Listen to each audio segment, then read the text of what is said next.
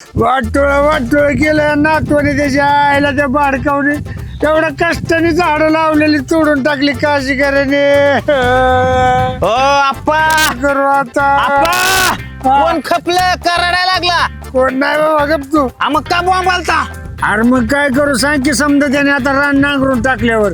अहो फुलाची झाडं लावा की मग. होय फुलाची झाडं लावतो म्हणजे मरणाला माझ्यावर अंगावर उधळायला हाय का नाही. अहो फळाची लावा मग. हा मेल्यावर ते दगड मानल्यावर निवदाला ठेवाय त्याची झाडं हाय का नाही. अहो आप्पा काळजी कशाला करता. आता डायरेक्ट फळ आलेली झाडं लावू शकता रानात तुम्ही.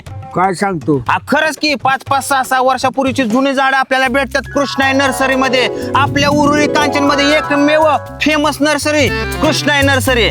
चला मग सांगा काय झालं तर बघता इतक्या वेळ झाड रडून रडून कसा फटला की माझा. चला तुम्हाला नेतो आप्पा.